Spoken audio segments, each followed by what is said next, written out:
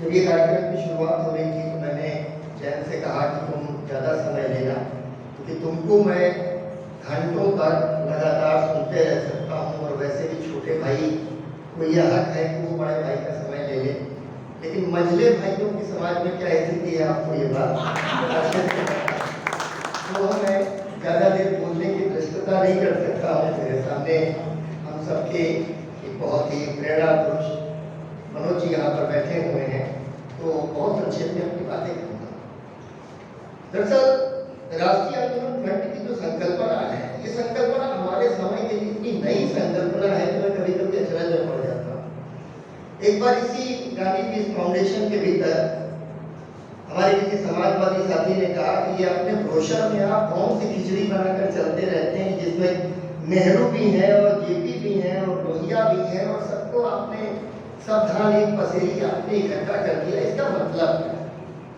तो मैंने कहा दरअसल यही मतलब समझाने के लिए राष्ट्रीय आंदोलन फ्रंट की स्थापना की गई है।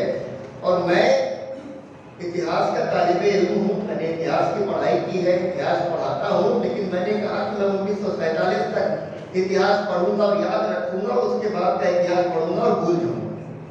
मुझे 47 के बाद इस देश में क्या हुआ उससे कोई मतलब नहीं है। मेरा आर्गुमेंट है कि इस देश को कम से कम राजनीति और विचारधारा के लिहाज से 1947 में लौट जाना चाहिए।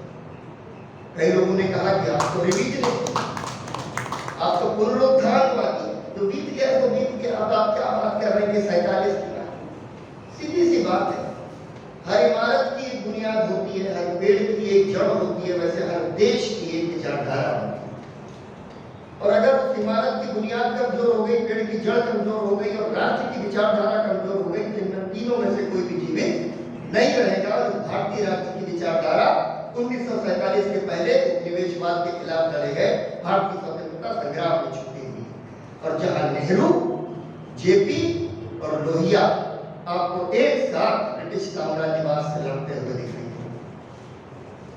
इसलिए मैंने उनको समझाया कि देखिए 1947 में कौन सी दो लड़ाइयां अधूरी रह गई थी। एक लड़ाई तो थी जो साम्राज्यवाद के खिलाफ थी, जो उपनिवेशवाद के खिलाफ थी, वो लड़ाई अधूरी रह गई। क्यों?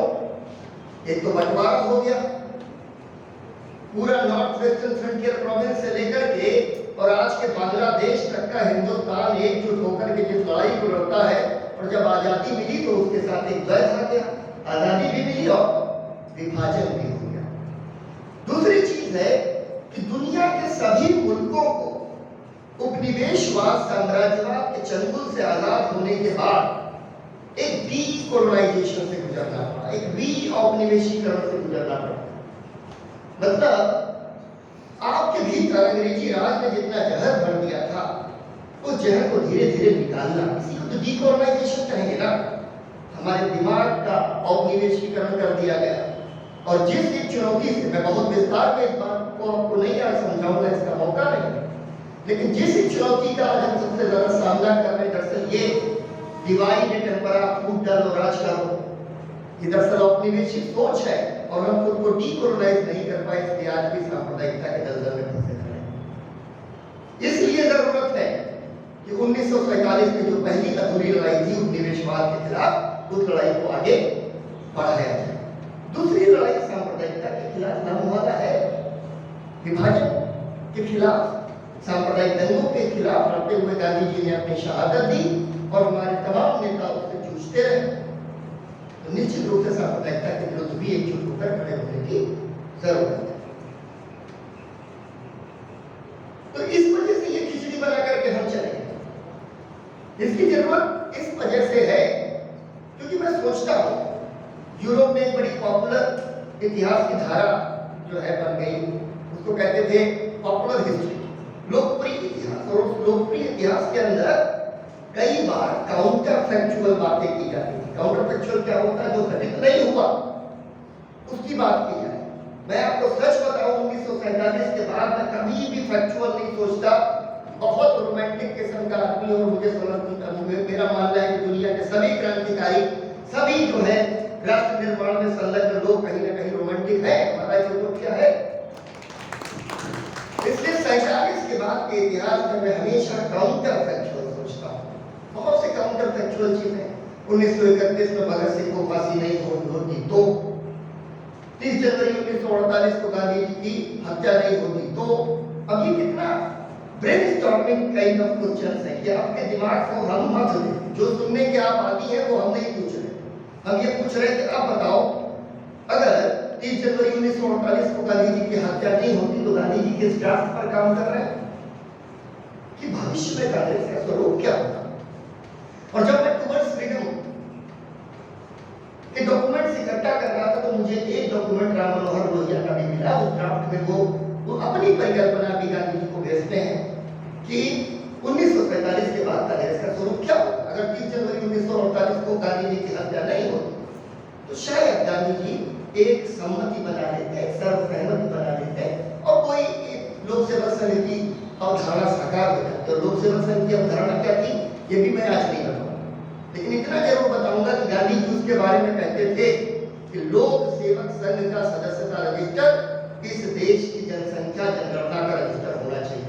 यानी इस देश की हर एक जो बालिग जनता है वो लोक सेवक संघ से जुड़ी है। तो एक मलाल है, नहीं हो सकता, क्या करेंगे। ठीक है, इसी तरीके से मलाल ये है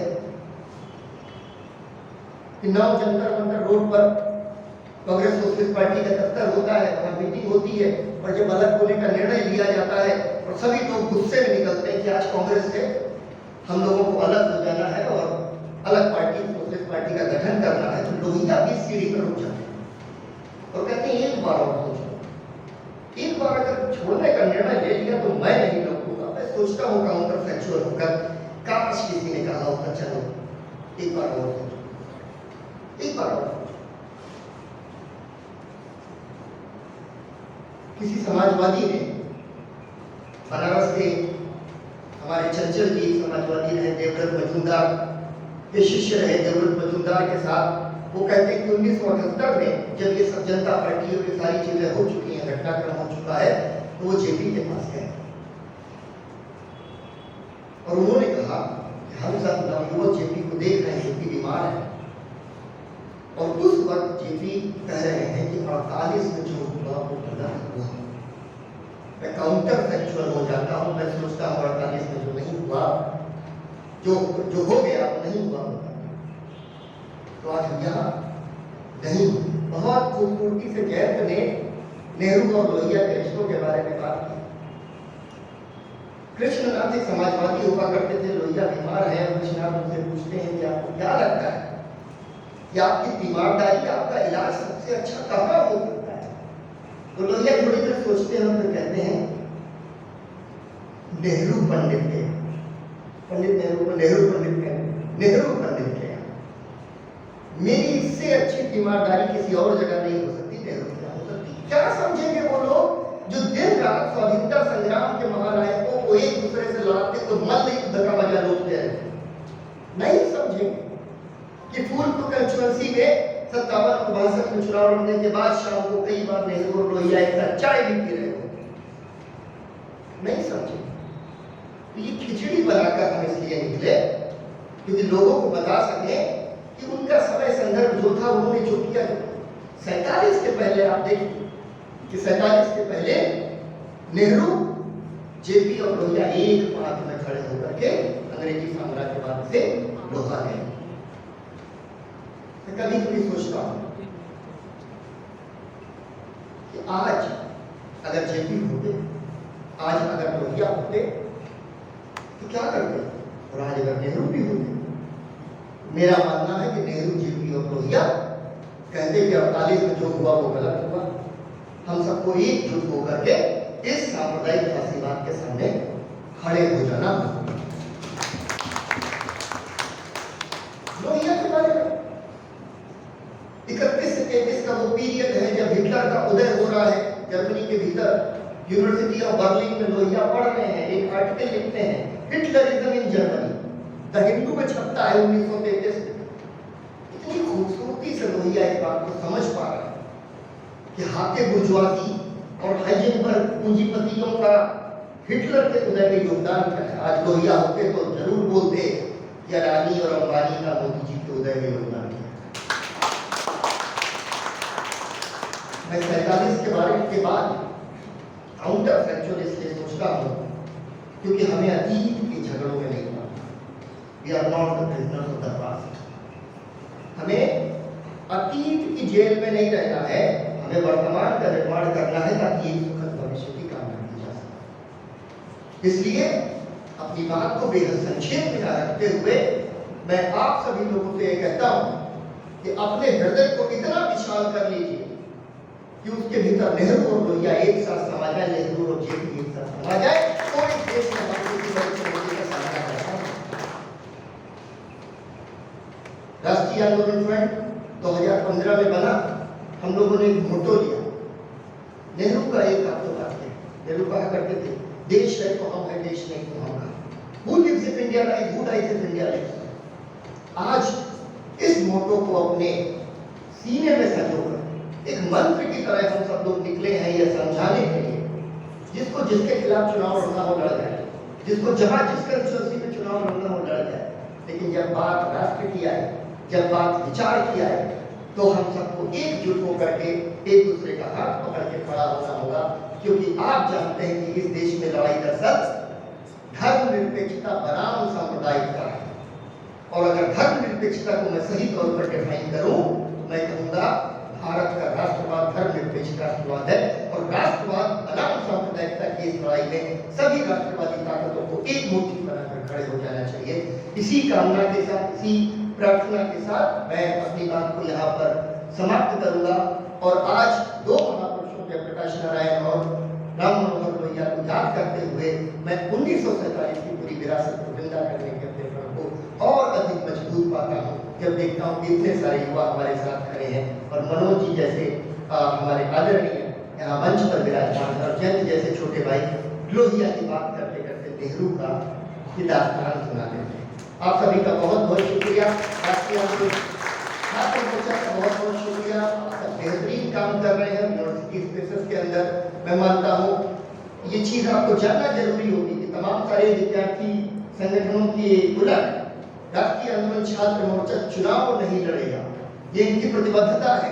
ये रचनात्मक कार्यक्रम करने निकले हैं, ये विचार और सेवा का काम करने निकले हैं, लेकिन खुद चुनाव नहीं लड़ना इनकी ये इनका संकल्प है। तो मैं आप सभी को बहुत शुभकामनाएं देता हूं कि आपका ये कारनामा ऐसे बढ़ता रहे और आप इस देश में एक सकारात्मक ऊर्जा का निर्माण कर सकें। आप सभी का बहुत बहुत